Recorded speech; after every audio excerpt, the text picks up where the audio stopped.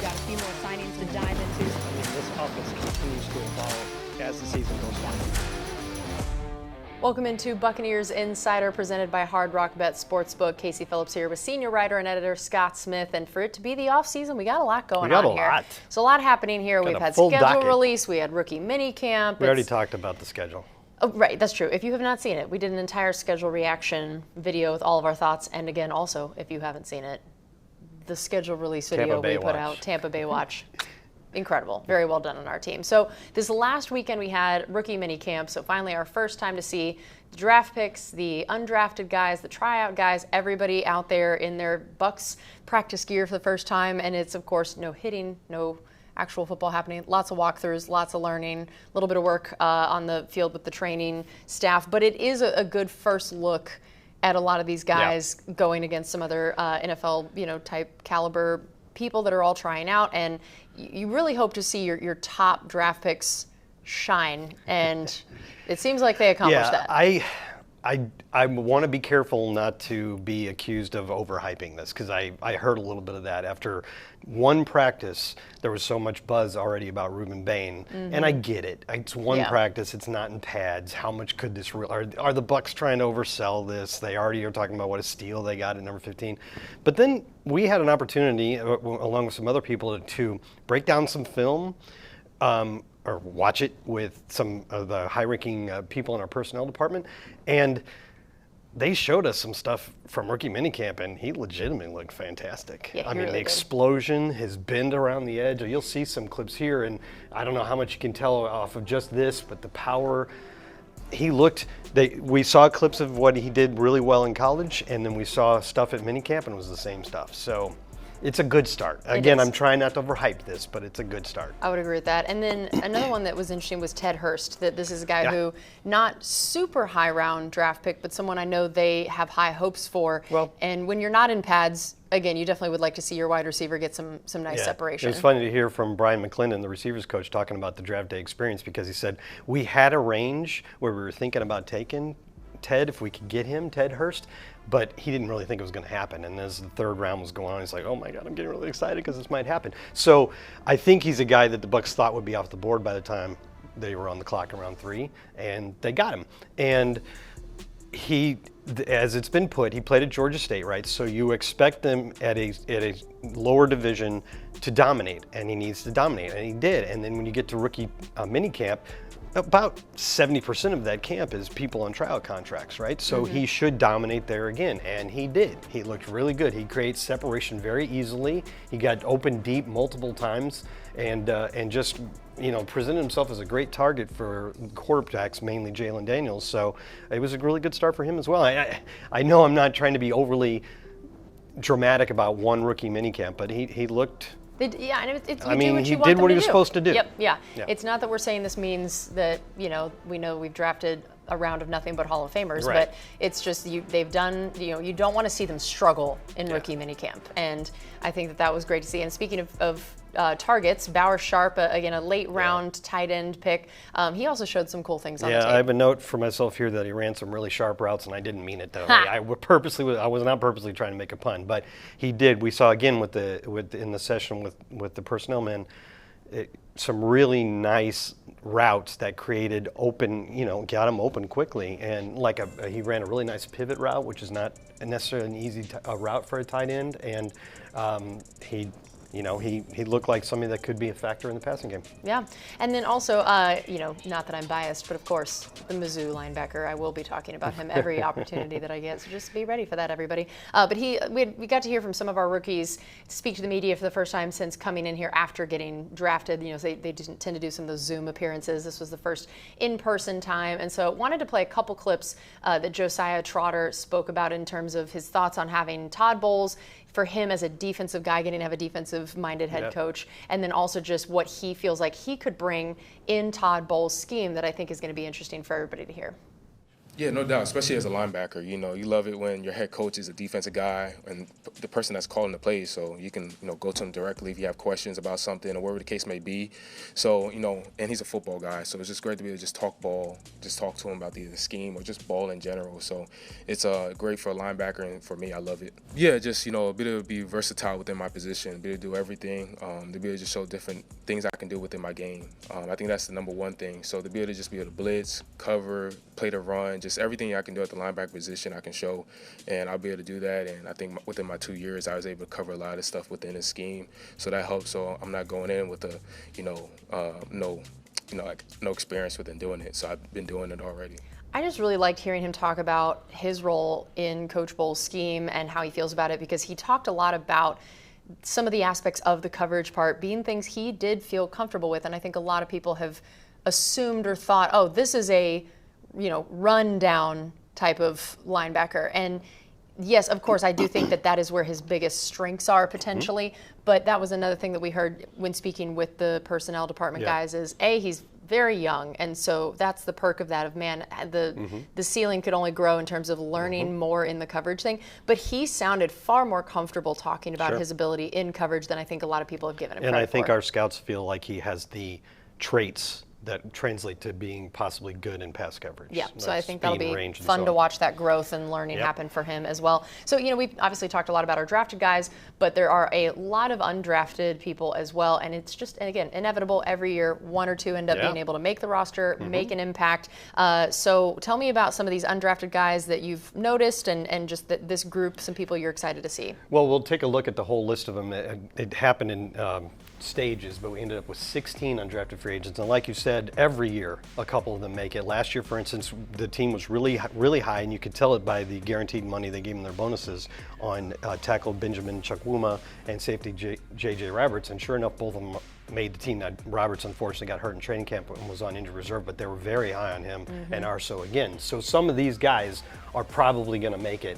I wanted to highlight the guys that came in as some of the 40 people that were here on tryouts, because every year a couple of those guys, like a while back, Adam Humphries made it as a tryout player, and we all know what happened in his career. So the three that were signed after tryouts were Kadarius Callaway, the running back from New Mexico State, Yasir Holmes, an outside linebacker from Tarleton State, which is in Texas, I think, and another Georgia Tech receiver, Dean Patterson, who actually played his high school ball really close to here at Steinbrenner High School. That's so cool. It's always good to see that. Also, the Buccaneers signed a veteran who tried out in long snapper Scott Daly and waived a long snapper that they had just signed as an undrafted free agent in Wesley Brown. Also waived Noah Short, a wide receiver from Army, and outside linebacker Benton Whitley and running back Michael Wiley. And the results of all these moves is the Buccaneers are now at capacity for the offseason and for training camp.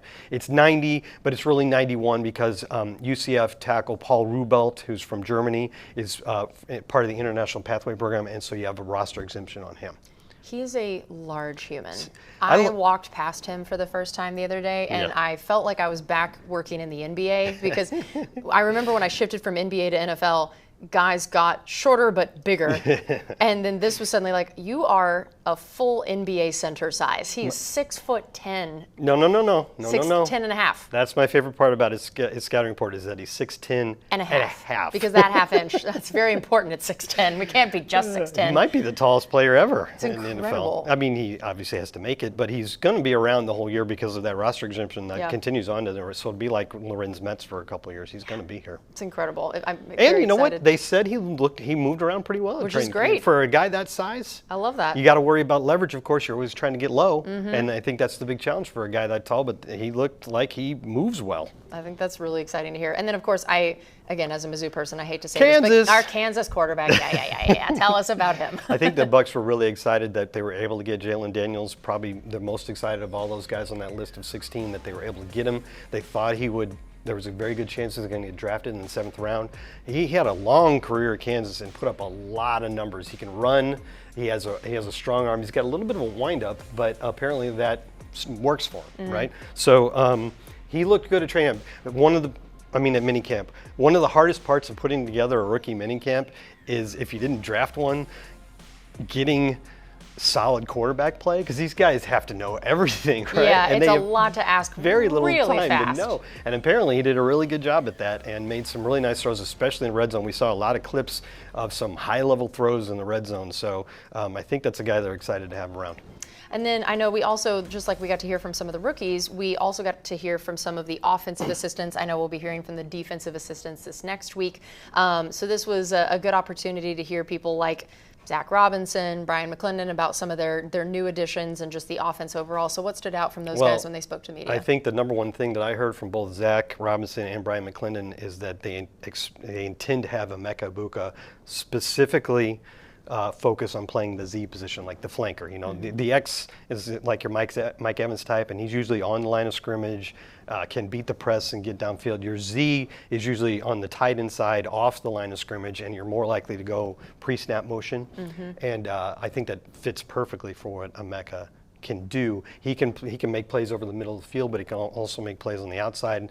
It seems like he's the ideal Z, and it's exciting that he's going to get a chance to focus on one role because, as Brian McClendon said, it was nobody's fault because of all the injuries, but it probably wasn't fair how much they put on his plate as a rookie. The way he handled it was very impressive. He played 4 positions. Yeah, that's a lot to ask. Because as different guys got hurt, he was always the best option at this or the best option at that. So, and we all saw he put up like 938 receiving yards.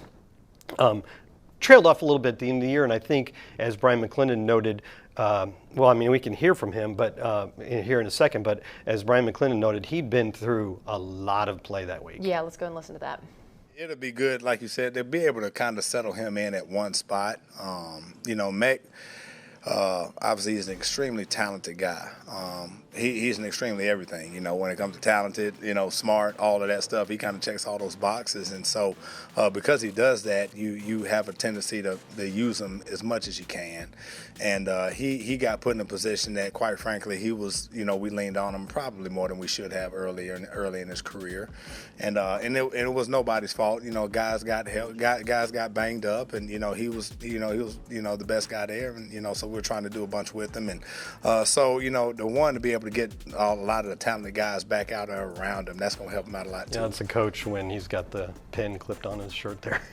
Yeah, he's ready. I think right before that clip I said that Emeka had played a lot that past week. I meant that past year, because they went to the national championship game and he was such a big part of that, and then straight into no rest for the weary. There was no rest for him. So he's in a better situation this year, and not like he was bad. He was great last year, but there's reason to expect more him playing in that spot. And then the other thing that really stood out to me was Zach Robinson talking about working with Baker Mayfield, and he already senses an edge. Now, as he said, as you'll hear from him in a second, Baker already has an edge, but he thinks there's a little bit more this year after what happened last year. An edgier edge. You can tell this group has an edge, which you want to keep that edge. If things didn't go down the way that you had hoped last season, obviously, but that's why we're all here. And so I think that Baker naturally already has that edge to him, and you can feel it even more. He's been so intentional with his footwork and all the fundamentals and the details that Whitmer and our coaches are preaching to him, that he's off to a great start. And obviously we've got a long way to go with some things, just learning some new things. There's a lot of carryover. There's also a lot of new, and he's diving into that. But you definitely feel the edge and just the overall urgency from the group, which is what you're looking for at this time of the year. Obviously, it's great to have Baker here amongst all the guys that are here for these OTAs, which are voluntary. But the thought that the entire offense has this sort of chip on their shoulder, and we talk about that a lot, but I really think it's true with Baker, and it's kind of translating to the whole crew. Yeah, he seems like one of those people who needs that.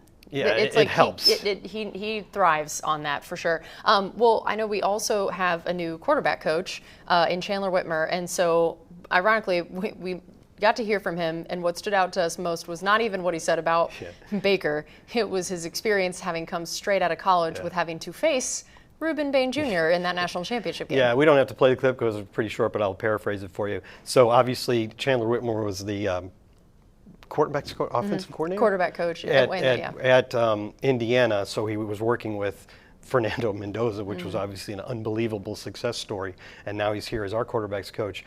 And Indiana played, as we all know, played Miami in the national championship game. Indiana won the game, completing a storybook season, but It wasn't easy because, and he was actually talking about both Rueben Bain and Akeem Messidor, who got drafted in the first round by the Los Angeles Chargers. And basically he said he was on the headphones, because he's calling, he's helping call plays and all that. And he's like, guys, we can't block these guys. Yeah, which I love. And then he said, I think we're going to see a lot more of that here, trying to deal with that as our offense. And now I'm sure he's glad, yep, good to have them on our team. Maybe we have to deal with them in practice a bit, but thankfully not in a game. So yeah, that's really cool to hear on the other side, that he was just like, yep, can't block him. Well, also last week we had the National Coaching Academy, and I just always think it's really cool to highlight this program, and it's an amazing thing that the Buccaneers have created. This was the 3rd year for it.